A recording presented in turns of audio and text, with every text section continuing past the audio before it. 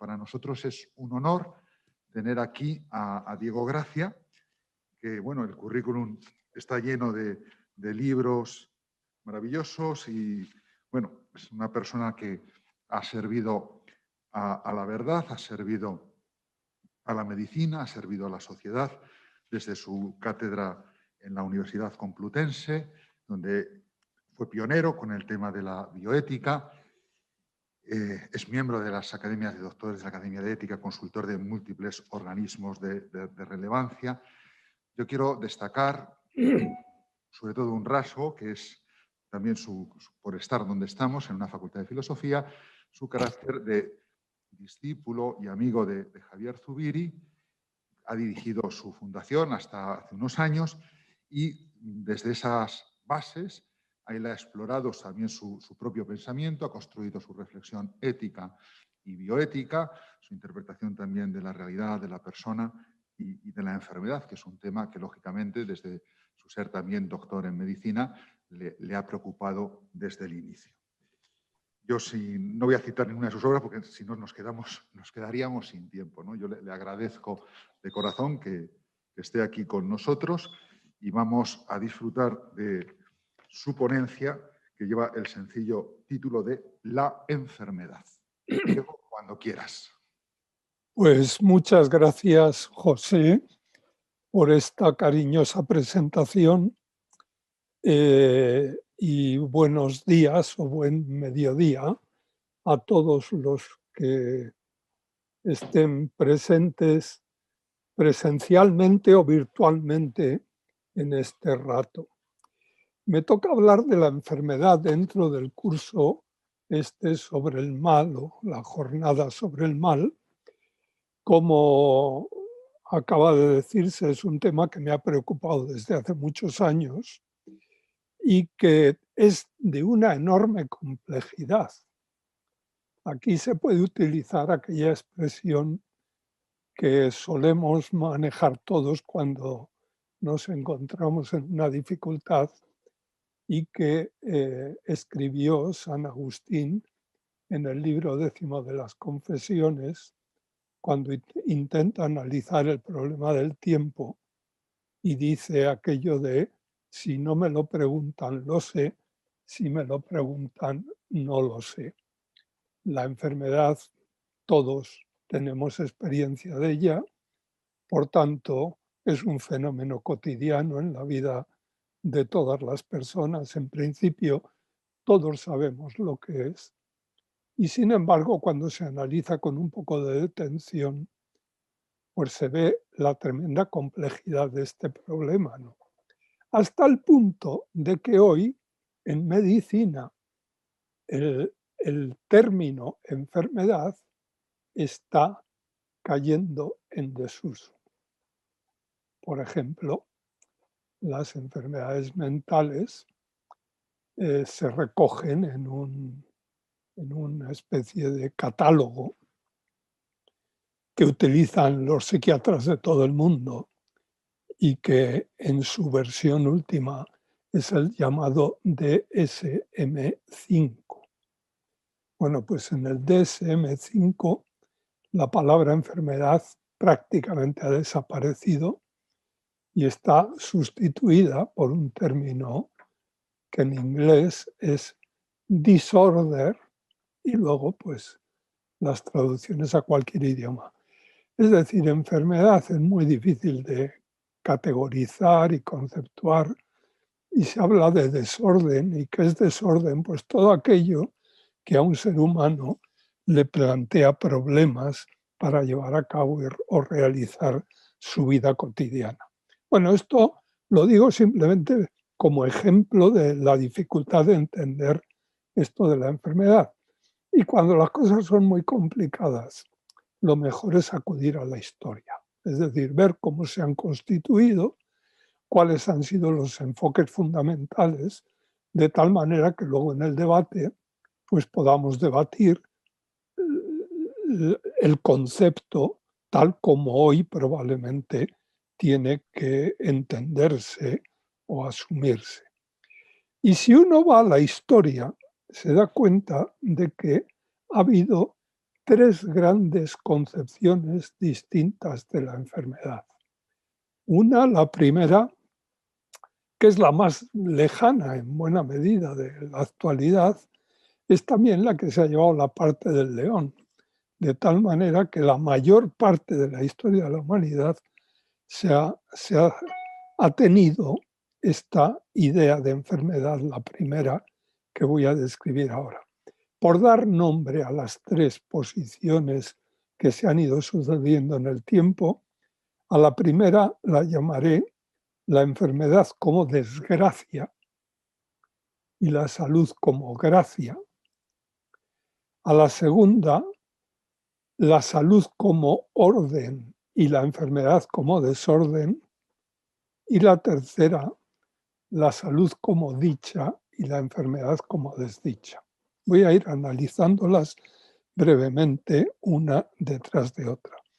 La más antigua es la primera, la salud como gracia y la enfermedad como desgracia. Hubo un etnólogo alemán que hace ya casi un siglo hizo un estudio de las ideas de enfermedad en las llamadas culturas arcaicas o culturas primitivas. Y se dio cuenta de que todas coinciden en tres puntos, de tal manera que a lo largo de todas las culturas, hasta que aparece la cultura occidental, la cultura clásica con la Grecia antigua, todas las culturas han coincidido en entender la enfermedad de una de estas tres formas que voy a describir. La primera, la enfermedad como castigo por un pecado cometido.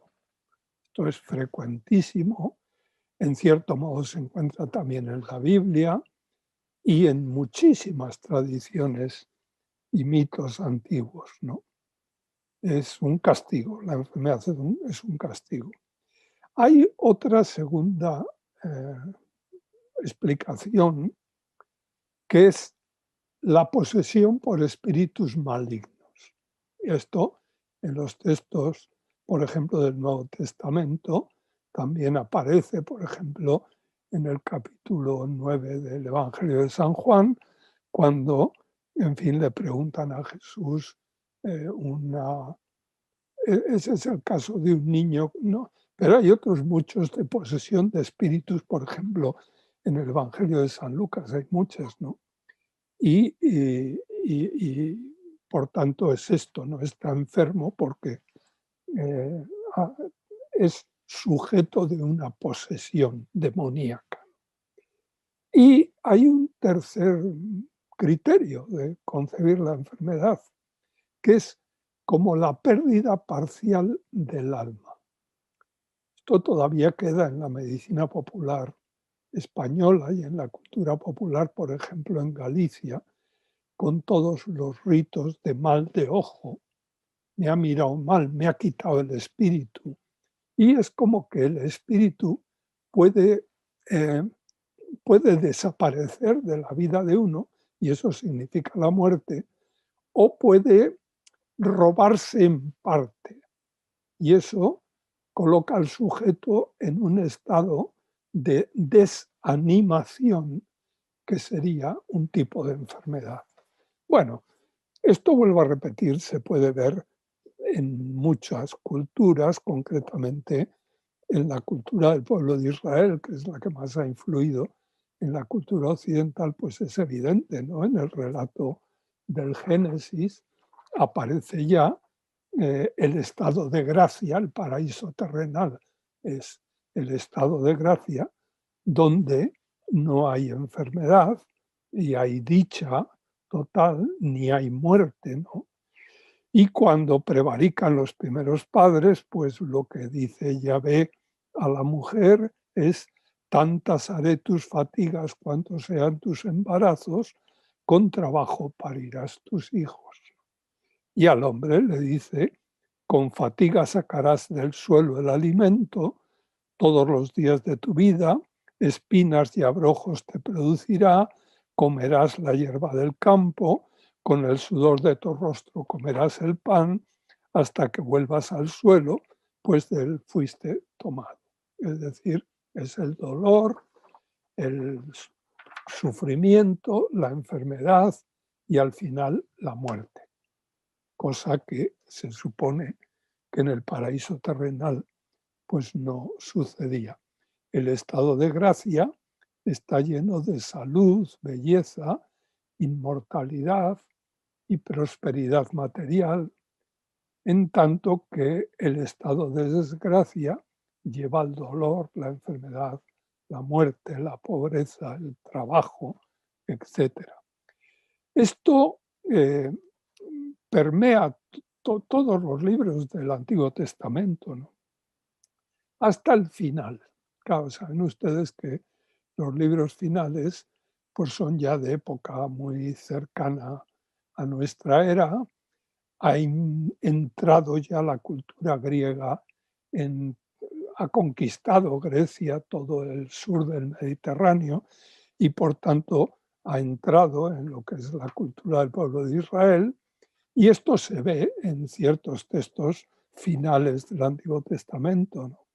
Y uno de ellos es el poema de Job. El poema de Job fue objeto de varias redacciones y por tanto se compuso en diferentes épocas, pero la época última, la redacción última, pues es relativamente cercana a nosotros, es aproximadamente del siglo III antes de Cristo, ¿no? Y en el poema de Job, que parece que fue escrito por una especie de teólogo revoltoso que, conocedor ya de la teoría de la enfermedad que expondremos al hablar de Grecia, cuestiona un poco la teoría clásica en la cultura del pueblo de Israel, pues presenta a un personaje, Job, que es una persona justa a los ojos de Yahvé, y en tanto que justa, pues sus campos dan mucho trigo, las vacas paren muchos terneros, tiene una familia numerosa, no padecen enfermedad, tienen dinero, en fin, son bendecidos por Yahvé, ¿no? Y de repente, pues empieza la situación contraria, tal manera que empieza la enfermedad, las vacas dejan de parir terneros, los campos no producen cereales, etc. Y Job hace un examen de conciencia y no consigue ver falta en su interior, ¿no? Y entonces se pregunta por qué está sufriendo todo esto, ¿no? Claro, esto en cierto modo pone en solfa la teoría clásica dentro del pueblo de Israel sobre la enfermedad como pecado, ¿no? Porque Job no tenía pecado y indudablemente estaba enfermo, ¿no? Bueno, y se lamenta, Job se lamenta como esclavo que suspira por la sombra o como jornalero que espera su salario. Así meses de desencanto son mi herencia y mi suerte noches de dolor.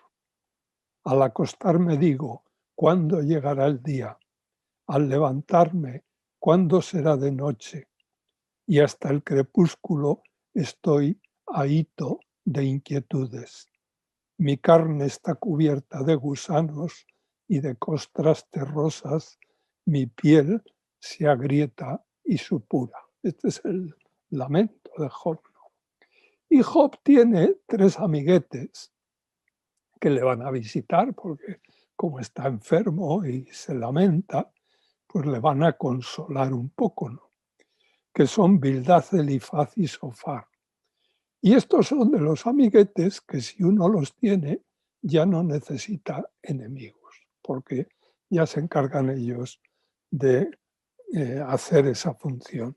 Y uno de ellos le dice a Job, Job, eres un soberbio, porque es decir, están representando la teoría clásica sobre la enfermedad y la muerte en el pueblo de Israel. Y le dicen, si tú estás sufriendo todo esto, lo que no puedes decir es que tú cumples todos los preceptos del pueblo de Israel y que eres un hombre justo, ¿no? Es decir, esta enfermedad tiene que ser consecuencia de tus prevaricaciones. Bueno, y entonces el pobre Job pues dice que no sabe cuáles son las prevaricaciones. Pero en fin, los amiguetes no están de acuerdo con la exposición que hace Job o con la justificación que hace Job de su vida. Bueno, esta es una tesis, es decir, la enfermedad en las culturas arcaicas o es consecuencia por un pecado cometido, un castigo, o es pérdida parcial del alma del paciente, o es posesión por espíritus malignos. Con este telón de fondo vamos a pasar a la segunda postura, que es típicamente occidental. Es decir, se da al comienzo de la cultura occidental y se ha convertido en nuestro gran modo de entender la salud y la enfermedad. Como saben ustedes, la cultura occidental nace cuando convergen al comienzo de nuestra era la cultura griega antigua con la cultura judía, fundamentalmente, ¿no? Vayamos a la cultura griega. Y la cultura griega, pues, descubrió muchas cosas, ¿no? Entre otras, la filosofía, la ética. Hace un rato se hablaba de Aristóteles y de la ética Nicómaco. La primera ética, el primer libro sistemático de ética es la ética Nicómaco de Aristóteles. Y todo eso lo elaboran a través de la reflexión sobre una idea o una palabra. En el fondo, toda la novedad griega gira en torno a un término, que es el término physis, que viene del verbo phiein, que significa hacer crecer o brotar. Por tanto, tienen una idea, en cierto modo, biológica de la physis y que hace que la physis esté viva de alguna manera, ¿no? Physis se tradujo al latín por natura, naturaleza, porque creyeron con razón que el verbo phiein, una buena manera de traducirlo al latín, era por el verbo nascor, un verbo de ponente latino, que significa hacer crecer o brotar, lo mismo que phiein en griego. Y de ahí viene natura y naturaleza.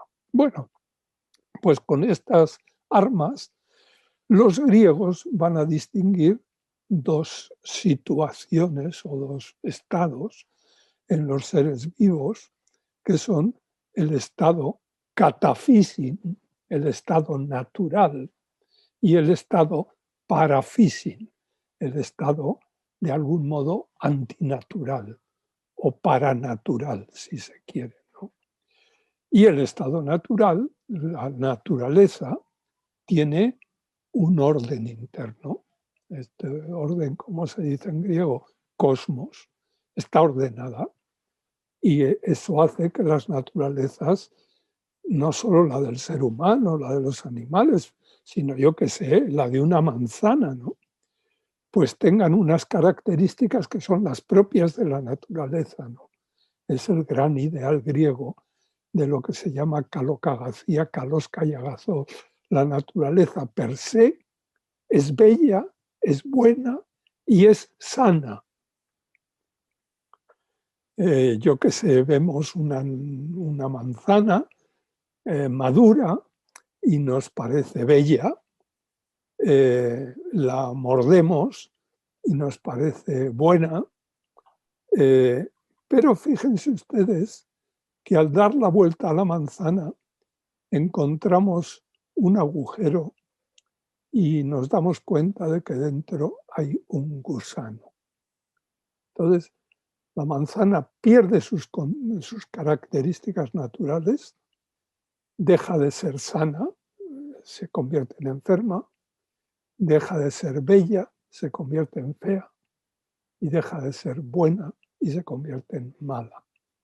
Por tanto, la naturaleza en sí es la tesis griega, la tesis antigua, ¿no?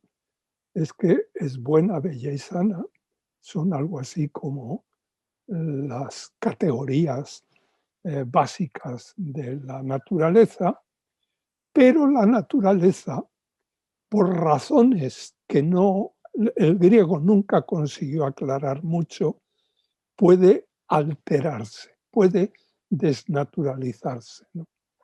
Y pasar a un estado que es antinatural o contranatural, ¿no? Del cosmos pasa a un estado de desorden, caos. Entra el caos de alguna manera en la naturaleza. Bueno, ¿esto a qué llevó? Pues llevó a definir la salud como orden o armonía y la enfermedad como desorden. El primer texto que tenemos que diga esto claramente es un fragmento de un filósofo presocrático un tanto afín a la secta pitagórica que se llamó Almeón de Crotona. Y en el fragmento que nos ha llegado de él, pues dice que la salud es, dice él, isonomía ton dinameon. Es equilibrio de las fuerzas o de las potencias o facultades, equilibrio de las partes de la naturaleza del cuerpo de que se trate, ¿no? Y en cambio, el predominio, monarquía en griego, de una parte sobre las demás produce la enfermedad, dice Almeón de Crotona. Bueno, esto que lo dijo un filósofo presocrático que con afición a la medicina, según parece, lo asumieron como credo los primeros médicos de la tradición occidental, que son los llamados médicos hipocráticos. Hipócrates de Cos es un médico que vive en la Grecia del siglo V a.C., es contemporáneo de los sofistas y muy aficionado a la filosofía, según parece, y convierte esta idea de Almeón y de los presocráticos en un principio de investigación del cuerpo humano y de la naturaleza humana, ¿no? De tal manera que para la medicina hipocrática la salud va a ser siempre el equilibrio o la armonía de las potencias del cuerpo humano, en tanto que la enfermedad supone el desequilibrio o la disarmonía. Esto se encuentra en casi todos los textos que conservamos y que constituyen el Corpus Hippocraticum. Os voy a leer uno de un texto, de un escrito que se titula Sobre la naturaleza del hombre. Por tanto, el mismo título demuestra su interés por este tema del que estamos hablando, ¿no? Y el texto dice así, dice, el cuerpo humano contiene sangre, pituita, bilis amarilla y bilis negra. Son los 4 humores que desde los presocráticos y sobre todo desde Aristóteles se convirtieron en básicos en toda la medicina antigua.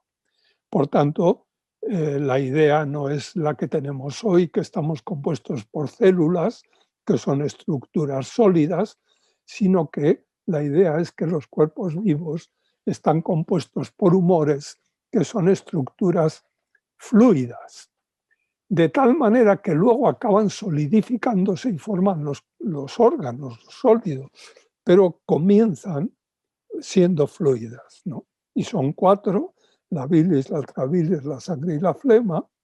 Y dice el texto sobre la naturaleza del hombre, estos son los elementos constitutivos de la naturaleza humana y ellos la causa de las enfermedades y de la salud.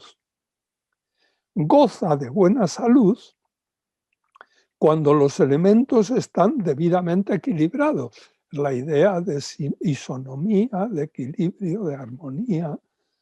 En lo que dice, goza de buena salud cuando los elementos están equilibrados en lo que respecta a su mezcla, fuerza, cantidad, y cuando su proporción está ajustada. Por el contrario, siente dolor la persona cuando alguno de los elementos se halla en exceso o en defecto, o bien cuando alguno de ellos se separa y no está en proporcionada mezcla con respecto a los demás. Porque si uno de ellos se separa y se manifiesta en su forma pura, no solo causa dolor y molestias en aquella parte del cuerpo de la que se ha separado, sino también aquella en la que se ha localizado en forma pura y sobre la que se ha derramado debido al exceso de secreción. Bueno, este es un ejemplo muy claro de cuál es el modo de concebir la salud y la enfermedad de los hipocráticos, que ya es natural, no sobrenatural. Por tanto, no es el castigo por un pecado cometido, no es la pérdida parcial del alma del paciente, no es la posesión por un espíritu maligno, sino que es una alteración en la naturaleza del cuerpo que hay que analizar, hay que estudiar, y la función de la terapéutica tendrá por objeto reequilibrar eso que se ha desequilibrado, ¿no? Y naturalmente, como el desequilibrio, según nos ha dicho el texto que antes he citado, suele producir dolor, que es el síntoma más frecuente en la enfermedad, pues el objeto de la medicina va a ser sobre todo calmar el dolor al equilibrar, evitar el dolor, que es el síntoma básico. Y por eso, en fin, por ejemplo, un escrito hipocrático que se titula Sobre el arte, dice, cito textualmente, el objeto de la medicina es eliminar el sufrimiento de los enfermos. A partir de los hipocráticos, la medicina comienza una guerra sin cuartel contra el dolor, porque así como en las otras culturas el dolor podría tener un sentido positivo, aquí se considera que tiene un carácter claramente negativo. Es un valor negativo y tal, ¿no? Esto me interesa decir que tiene sus raíces teológicas también, ¿no? Por ejemplo, esto se va a dar mucho en el estoicismo. Eh, es bien conocido que el Dios estoico y que los estoicos dicen que Dios tiene que ser apacés. El pazos no se puede dar en Dios. Por tanto, eso que hemos dicho que es el orden fisiológico, la belleza, la bondad, el equilibrio, la salud, paradigmáticamente tienen que darse en Dios. Y por tanto, en Dios no puede haber desequilibrio, enfermedad, muerte, las características negativas que antes hemos dicho, ¿no? Y por tanto, como además es pleno, no puede ser sujeto pasivo de nada, porque es pura actividad. Esto lo dice Aristóteles en el libro 12 de la Metafísica, ¿no? Y por tanto, Dios tiene que ser impasible, no puede tener sentimientos, porque eso sería estar dependiendo de algo externo a él mismo, ¿no? Consiste en acto puro, el pathos es siempre imperfección y por tanto Dios tiene que ser apático. Y lo que intenta el médico es esa apatía conseguirla también en el paciente, aliviándole el dolor. Hay un dicho latino clásico muy famoso que dice divinum opus sedare dolorem. Por tanto, es una labor divina evitar o quitar el dolor de las personas, ¿no? Digo esto porque esto también ha influido en la propia cultura nuestra, ¿no? En la cultura occidental, ¿no? El- la paz ella como objetivo o término de la vida, ¿no? el ser impasible, porque en el fondo es irse padeciendo a lo que el Dios griego era. Y por eso también resultó tan extraño en ese medio cultural la aparición del cristianismo, como ustedes saben muy bien, ¿no? Porque si Jesús es algo, no es un Dios apático, sino un Dios patético, que a los estoicos y a los epicúreos, y en general a los griegos, pues les tenía que sentar muy mal, ¿no? Es lo que cuentan los Hechos de los Apóstoles con el famoso discurso de Pablo en el Areópago de Atenas, ¿no? Y, en fin, os voy a presentar un Dios que ha muerto y ha resucitado. Y le dicen, bueno, ven otro día porque eso no es comprensible. Y esta fue la gran acusación contra los cristianos, de la que se defienden, por ejemplo, los apologistas. Justino en su apología, en su defensa del cristianismo, pues va a insistir en esto. Os voy a leer unas líneas de la primera apología de Justino, ¿no?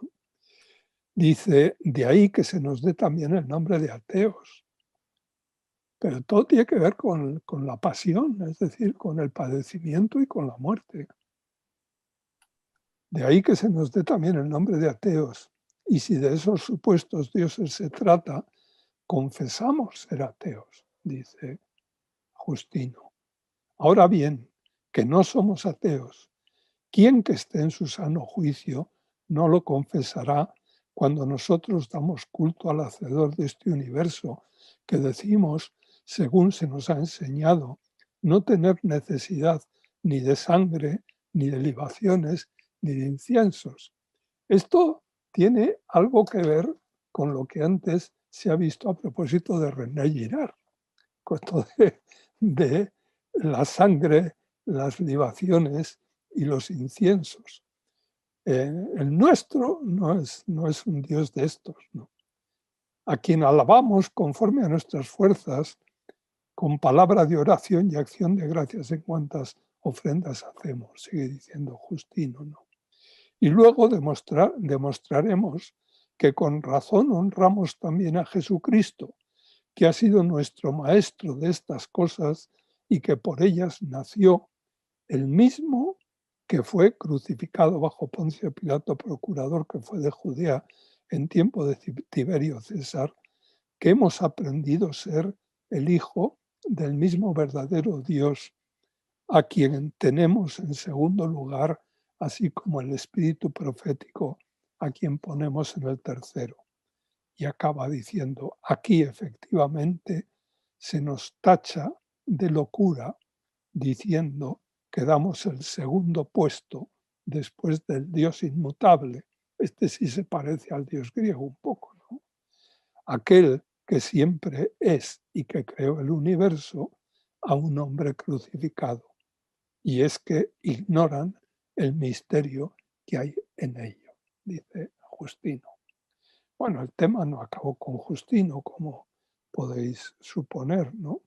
Porque, por ejemplo, todo el debate de Nicea y de Calcedonia sobre la cristología y la necesidad de admitir en Jesús dos naturalezas para poder entender que una naturaleza, la naturaleza humana, sea la naturaleza pasible, en tanto que la naturaleza divina pues sería de algún modo una naturaleza apática. Bueno, esto hasta el siglo XX, en que se ha empezado a hablar del dolor de Dios y cosas parecidas, pues ha sido una especie de principio claro en la teología cristiana. En cualquier caso, la Edad Media funciona con estos mimbres. Es decir, de una parte la filosofía griega y la teoría de la naturaleza sana, como sana y ordenada y la naturaleza enferma como un proceso de desnaturalización que cuando es parcial se llama enfermedad y cuando es total conduce a la muerte, y luego la versión teológica de esto en la teología cristiana medieval. Tercer escenario. El tercer escenario es el propio de la cultura moderna. Empieza el proceso de secularización, estas tesis pues se empiezan a discutir y aparecen unos fenómenos nuevos. El fenómeno más importante que aparece es la ciencia moderna. A partir de mediados del siglo XVII, pues mediante unos científicos, Galileo, Newton, y unos filósofos, por ejemplo, uno fundamental fue Lord Bacon, que escribió un libro, Novum Organum, en el cual establece la metodología propia de la ciencia experimental moderna. Novum Organum alude al título de los tratados de lógica de Aristóteles, que componían una unidad con el nombre de Organon, y lo que Lord Bacon quiere decir es que ese viejo órgano ya no puede funcionar, es necesario elaborar otro, el nuevo, que es el que él propone, en el cual el concepto básico va a ser muy distinto al antiguo. El concepto básico, la categoría básica, es la categoría de hecho. Fíjense, a partir del siglo XVII, esta palabra no se nos ha ido de la boca. Esto es un hecho. Si es un hecho, es evidente. Lo que queremos son hechos. El mundo moderno, lo que no son hechos, pues no lo entiende bien, ¿no? Y esto comenzó en el siglo XVII con la idea de hecho experimental. El hecho probado es el hecho experimental, sobre todo mediante la ciencia. Bueno, pues esto pasa a la filosofía muy pronto. Por tanto, no es solo la ciencia, es que la filosofía reflexiona sobre la ciencia y van a elaborar un lenguaje nuevo. Y ese lenguaje nuevo es el lenguaje de hechos y valores. Y todo el tema de la salud, la enfermedad, la dicha, la desdicha, se va a analizar dentro de estas categorías. En medicina, un hombre fundamental del siglo XVII, una especie de Newton de la medicina, era también británico, fue un médico llamado Thomas Sydenham. Todos los médicos lo conocen porque este hombre pasaba la historia de la medicina, es uno de los que nos ha enseñado clínica a todos, ¿no? Y Sydenham escribió un tratado, Observaciones médicas, acerca de la historia y curación de las enfermedades agudas. Y el término historia aquí cobra un sentido nuevo, que es el que siguen utilizando los médicos. O sea, en medicina se habla continuamente la historia natural de una enfermedad. Esto lo dicen los médicos actuales. Y la historia natural de una enfermedad, ¿qué es? Es cómo evoluciona la enfermedad dejado a su curso natural, por tanto, sin tratamiento, que es importante para luego poder conocer su fenomenología y su diagnóstico, ¿no?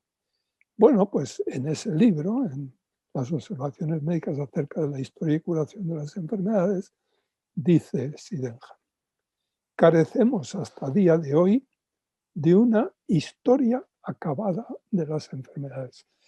No hemos analizado cómo funcionan naturalmente las enfermedades. No conocemos la historia natural de las enfermedades. Principalmente, sigue diciendo, a causa de haberlas considerado por muchos solamente como efectos confusos y desordenados de la naturaleza. ¿A qué se está refiriendo? A la teoría clásica. La enfermedad como una alteración del orden natural y, por tanto, con una categoría que no es catafísin, sino parafísin. No es natural, sino contranatural.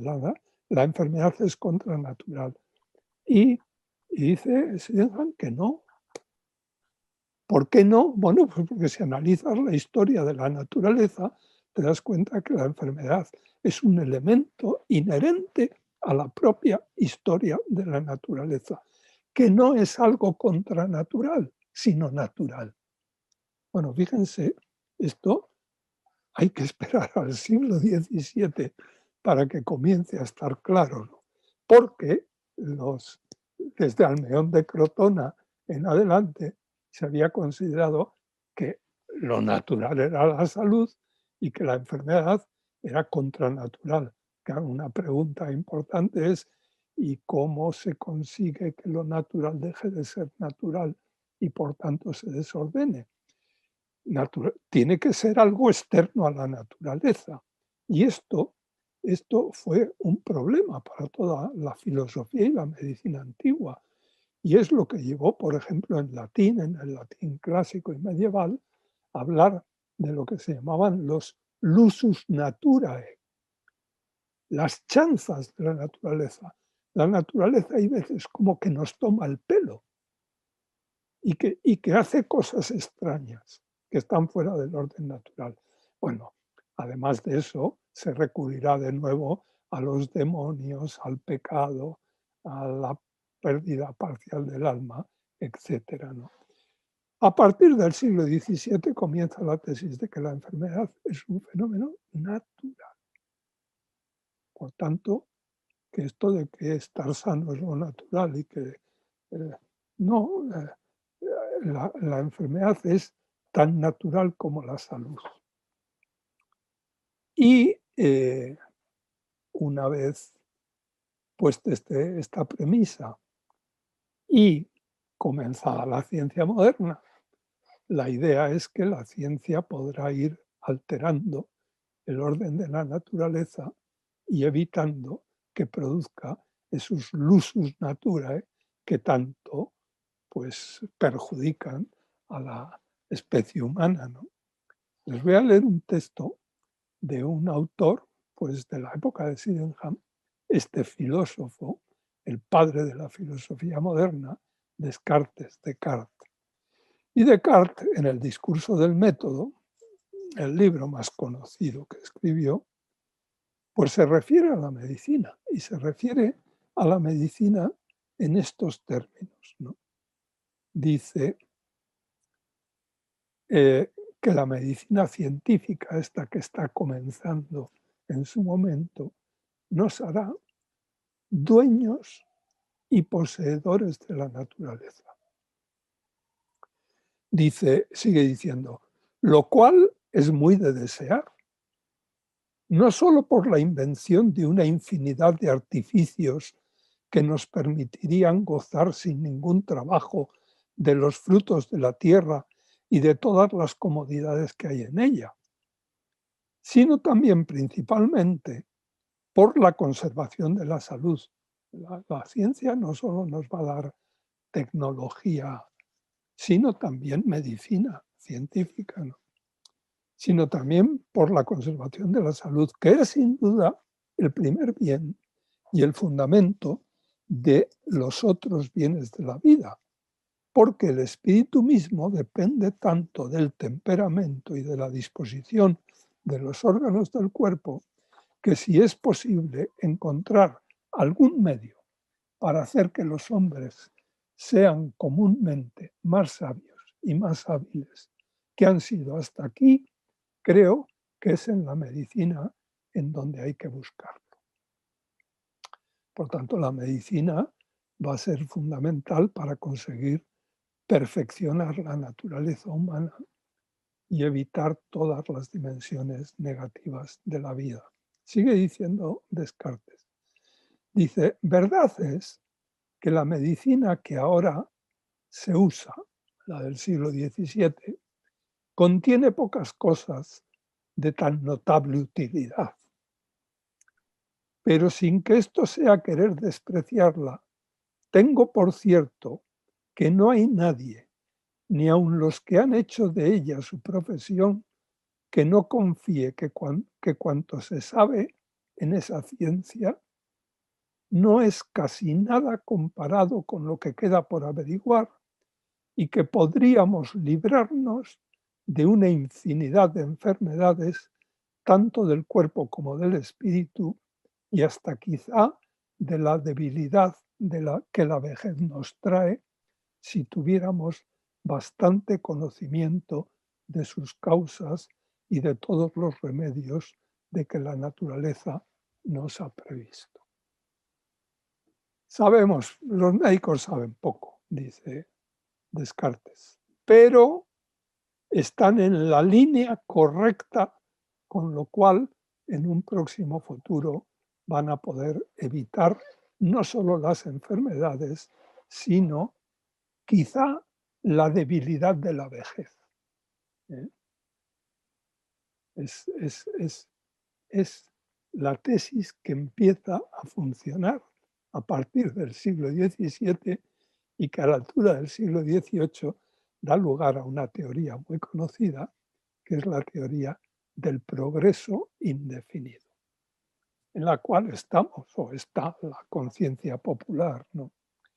Un siglo después de Descartes, un poco más, Condorcet hizo un libro, el esbozo de un cuadro histórico del progreso del espíritu humano, y ahí tenemos la teoría del progreso indefinido. Esto va a ser jauja.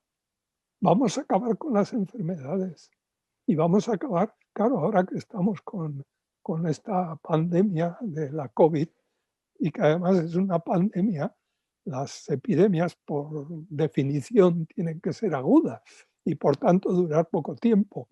Como esta se está prolongando y se está haciendo crónica, la verdad es que estamos empezando a ver las orejas al lobo, ¿no? En contra de la teoría del progreso indefinido, que desde la Ilustración, es decir, desde el siglo XVIII, es la que ha invadido la cultura occidental en todas sus formas, ¿no? La idea de progreso indefinido se convirtió desde finales del siglo XVIII, y no digamos en el XIX, en un artículo de fe para la humanidad. Es la única fe que ha tenido de verdad la humanidad a lo largo del siglo XIX y del XX ha sido esta, la idea del progreso indefinido. La economía crece indefinidamente y por tanto cada vez vamos a tener un Producto Interior Bruto mayor y una renta per cápita mayor, la medicina, etcétera, ¿no? Todo va a ir creciendo y va a ir mejorando. Y esto, pues bueno, de algún modo cobró, no sé, patente filosófica cuando Augusto Comte, a mediados del siglo XIX, elabora su filosofía positiva o el positivismo, ¿no? De tal manera que la humanidad habría pasado por tres estadios: el estadio mítico, aquel primitivo, luego vino el estadio especulativo, que aparece a partir de Grecia, pero ahora hemos llegado al tercer estadio, que va a resolver todos los problemas de la humanidad, que es el estadio positivo. Y la ciencia es la ciencia positiva, ¿no? Y está basada en hechos. Los hechos son lo fundamental.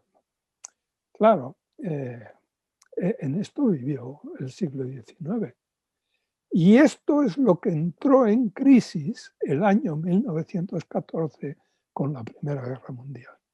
Porque lo primero que se preguntaron los intelectuales y los filósofos europeos, sobre todo alemanes, con la llamada Gran Guerra, es ¿qué ha pasado? Aquello que iba a ser jauja y que nos iba a llevar al paraíso, nos ha llevado a la peor guerra de la historia. ¿Qué ha fallado?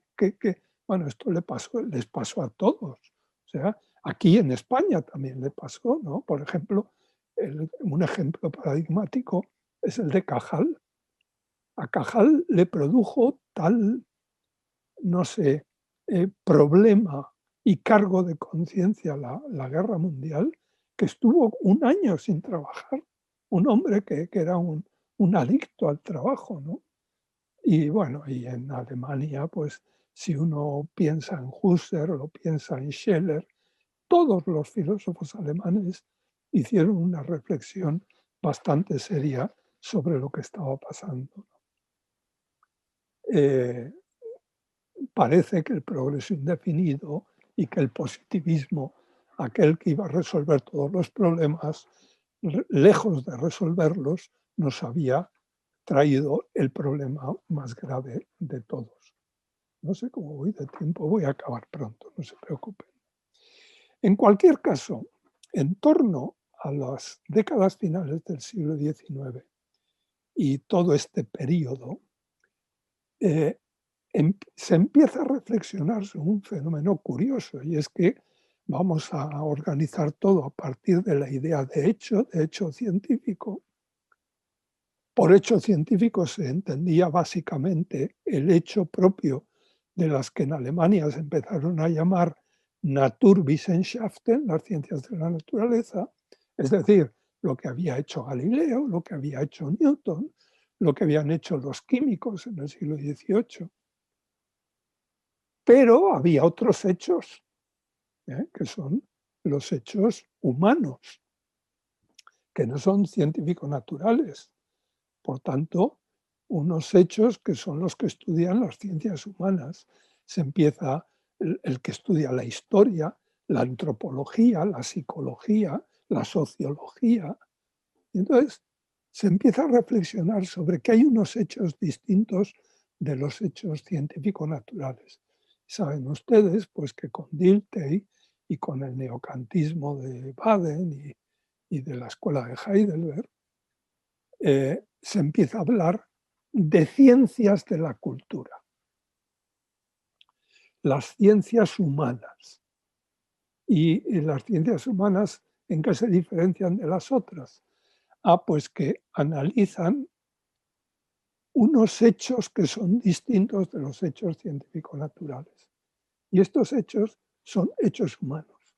Y los hechos humanos se caracterizan por ser valores. Y entonces comienza el problema del valor. Y el problema del valor es un problema que se hace muy importante. Claro, ¿cómo comenzó el problema del valor? No comienza entonces. Había comenzado en el siglo XVIII, con el descubrimiento o la reflexión sobre el valor económico por parte de Adam Smith y luego la escuela que fundó, ¿no? Pero a partir del valor económico, que es un valor humano, empiezan a discutirse otros valores, el valor estético. Esto había sucedido ya en el siglo, a finales del siglo XVII británico, ¿no? Con Salisbury y otros, ¿no? Y con el propio, a comienzos del XVIII, con el propio Adam Smith, ¿no? Y en el siglo XIX se reflexiona mucho sobre el valor y concretamente a finales del siglo se elaboran teorías sobre el valor. Y como el positivismo es lo que impera en la filosofía del siglo XIX, el positivismo impera en Francia e impera en Alemania. En Alemania impera un positivismo pasado por Kant, que es lo que se llamó neopositivismo. Los alemanes cuando no tienen filosofía miran a Kant generalmente y a partir de Kant rehacen la filosofía. Y esto es lo que hicieron los neokantianos. Hicieron un Kant positivizado. Y por ello mismo intentaron entender eso de los valores científicamente y crearon lo que llamaron las Kulturwissenschaften, las ciencias de la cultura, que son las que Dilthey va a llamar Geisteswissenschaften, ciencias del espíritu. ¿Por qué digo esto? Pues porque pronto, en cuanto comienza a verse, y esto es lo típico de la cultura moderna, todo está basado en hechos, pero los hechos son de dos tipos. Hay hechos puros y hechos sobre valores. Y entonces la ciencia empieza a ampliarse y empieza a concederse un espacio al estudio científico del valor. Por tanto, las ciencias culturales no estudian el valor en tanto que valor, sino el valor en tanto que hecho, el hecho científico del valor. Y aparecen las ciencias del valor, las ciencias de la cultura. Van a ser los filósofos los que, sobre todo en la primera mitad del siglo XX, y especialmente dentro de la escuela fenomenológica, van a intentar analizar el valor en tanto que valor, no en tanto que hecho, que eso es lo que había hecho el positivismo a su modo, sino el valor en tanto que valor. Esto, por ejemplo, pues un discípulo un poco díscolo de Husserl, que fue Max Scheler, pues bueno, lo convirtió en teorías muy importantes. ¿Por qué digo esto? Pues porque a partir de estas categorías empieza a reflexionarse de nuevo sobre la salud y la enfermedad. ¿La enfermedad qué es? ¿Es un hecho? Pues sí, no es un hecho como los hechos de la física que estudiaba Newton. Es un hecho humano, ¿eh? Y el dolor es un hecho humano. Por tanto, es un hecho, pero que implica valores. Y por tanto, la salud y la enfermedad no pueden entenderse solo como meros hechos, sino también como valores. Fundamentalmente como valores. Esto se lo digo con un cierto énfasis, porque yo, que he estudiado medicina y que he sido profesor de una facultad de medicina pues toda mi vida, en la medicina, en las facultades de medicina, se sigue explicando la enfermedad como hecho puro. Y si se pregunta a un médico qué es la enfermedad, dirá, no, pues es una lesión anatómica, una disfunción fisiopatológica, una infección, una intoxicación, es un hecho. Y llevar a los alumnos de medicina la idea de que la enfermedad no es un hecho, sino que es un valor, pues cuesta un poco, porque todos los demás profesores les insisten en la dimensión de hecho.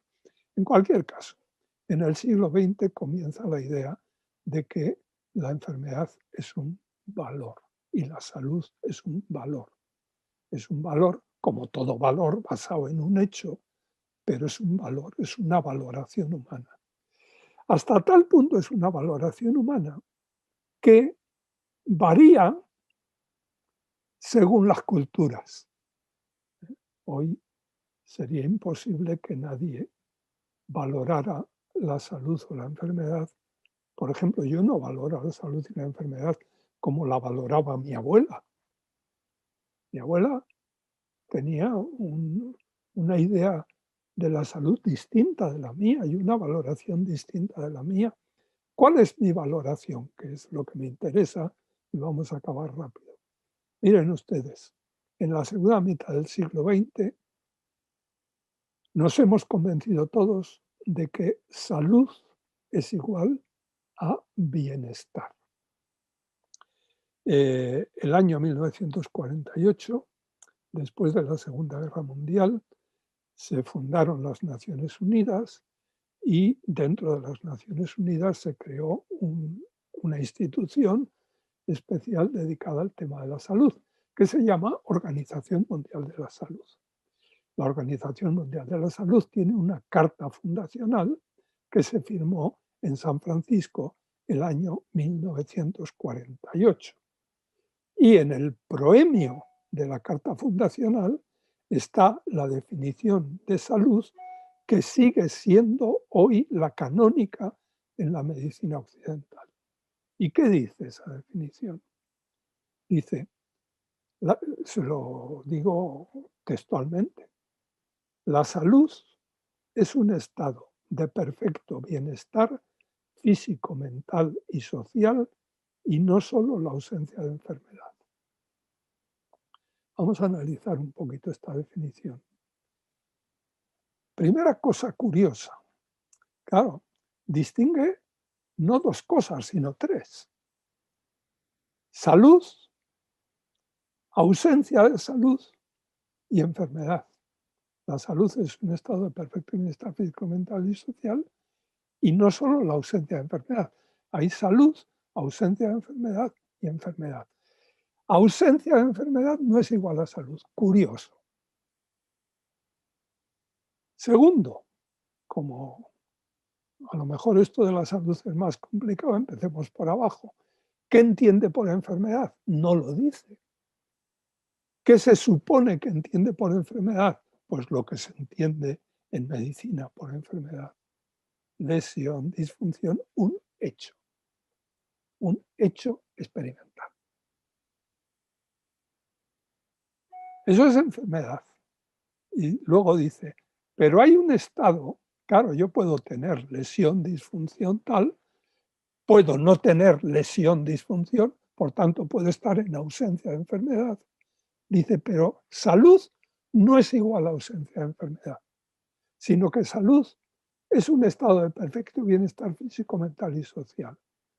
El texto inglés, que es el que se firmó en San Francisco, dice perfect well-being. Por tanto, el término básico es well-being. Claro, yo la pregunta que siempre les he hecho a mis alumnos es, ¿y well-being qué es? ¿Es un hecho o es un valor? No digamos si le añadimos lo que dice la definición. Estado de perfecto bienestar. ¿Quién se encuentra en perfecto bienestar? Físico, mental y social. Por tanto, que no es un hecho, es evidente. Que tiene que ser un valor, es evidente. Bueno, ¿por qué digo todo esto? Pues porque la situación actual a la que hemos llegado es que